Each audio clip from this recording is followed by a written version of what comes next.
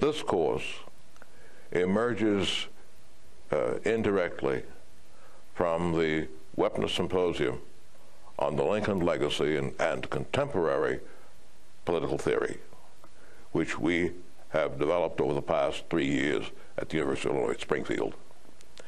And the objective in that course is to expand the treatment of Lincoln-related material from some characteristic modes of historical study to some inquiry that is grounded more in political science, political sociology, even a little political anthropology. And that there have been 3 such symposia. The first was grounded in the core fact about Abraham Lincoln, which was he was President of the United States. All this other stuff about the Lincoln language and philosophy and so forth revolves around the fact he was President, and his most crucial actions were as President. And so we'd have the first year a symposium on presidential decision-making, presidential options, and social consequences, the consequences of the decisions from the options that presidents have in front of them. The second such symposium was on Civil War, not merely the American Civil War, but on Civil War and its causes and consequences, and grounded, of course, on the fact that the extraordinary American Civil War was produced all kinds of things we get. And then the third such symposium was that this year, on the fact that we're into the year of the issuance of the Emancipation Proclamation, and that many of the sessions are adaptations from lectures in that symposium.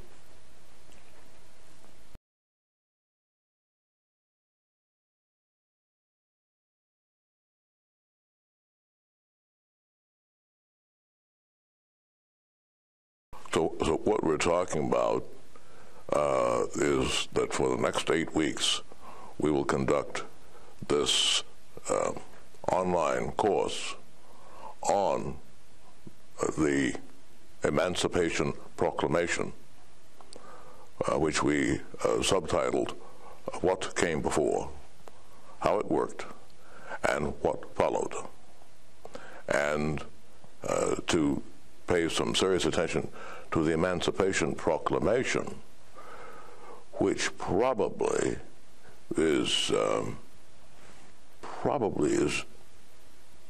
not new, but nearly new as a kind of presidential order, a kind of executive order. Executive orders were not so much in use then, and we need to come to that at some point. But and there are many issues relating to that, and that's which we and the people whose work we will draw on will deal with in a variety of ways over the next 8 weeks. Right. We're going to start with looking at a lot of the legal issues involved in the Emancipation Proclamation in week 1, and move forward from there to talk a lot about what it meant, how people interpreted emancipation, how it was enforced or how it wasn't enforced, and then through the next 150 years, how that the meaning of emancipation was considered and how people attempted to make it real. Yeah, well, it's only the next 150 years. It's back. Right. It's back from 1860 for 80-some years, and even the way it's designed, there are occasions in which you'll get back a couple of thousand years, because it has to do with the emancipation idea and not merely the Emancipation Proclamation as a specific act by a specific American president at a specific time. I emphasize that because I shouldn't be surprised if there are 2 sets of things present in thinking about all this. One is ideas, ideology, belief, movements, etc. There are those things that are present. But I should say I'm a political scientist. I've trained, I've thought about politics. And there is something about power, not ideas. And about that there are three things that are always present somewhere under the surface. They are force, they are money, and there is information which becomes propaganda, ideology, ideas, and a variety of things. I shouldn't be surprised if you and I disagree somewhat on that. So all that is there somewhere. Right, and I'm a historian and a lawyer, and so I'm going to be bringing to the course some interdisciplinary ideas about law and the power of law, whether it has power, and ideology, the way that people think, what they envisioned, what they wanted beyond what they thought maybe was even possible, and how that influenced the politics and the power. So Matthew and I disagree on a number of issues that'll come out throughout the course, but we're united in the importance of looking at emancipation. Most of what we'll present until we get to the end of the course is going to be focused on the American experience. But what we're really hoping with the students and people that have registered for the course is that you'll bring to it experiences beyond just the United States. Because, as Matthew points out, often slavery is not unique to what becomes the United States, and certainly its emancipation is not either. So we are hoping to explore some of those concepts, even though initially our focus will be on this country's Emancipation Proclamation and what came after. Yes. Maybe we should say a word about some of the sessions. We begin in the first week with a lecture by Paul Finkelman, who is at the Albany Law School, and who, Paul sounds like a lawyer. He knows a lot of law, but I think he's never seen a day inside the railed courtroom, because he's a legal historian, and who a lecture that is about President Lincoln and how President Lincoln got to the Emancipation Proclamation in the form that it took. Now, we have some other material bearing on that'll come in as well. And then for a couple of weeks after that, I'll have something to say that does take us back to the constitutional history and the politics that made slavery such a big question by the 1860s, a far bigger question than it had been before. And then what's present, you touched on it a bit, Gwen, already, but what's present in the idea of emancipation is very well to declare that somebody is and shall be forever free. What on earth does that mean operationally? And that's something which will come in, I guess, the third week, and then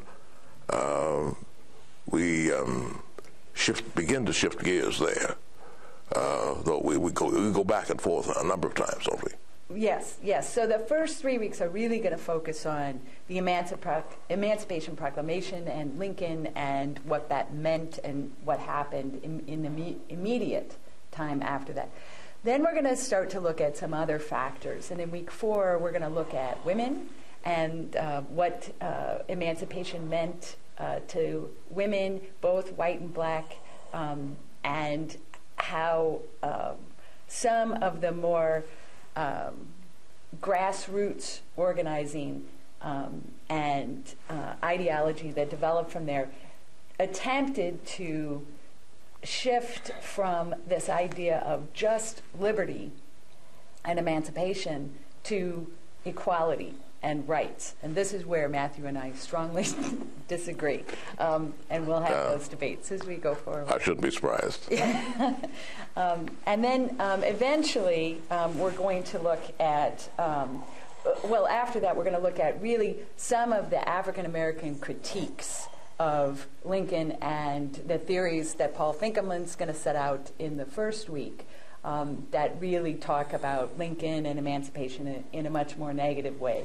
Don't see some of the ideas that some of the political scientists and historians ascribe to Lincoln.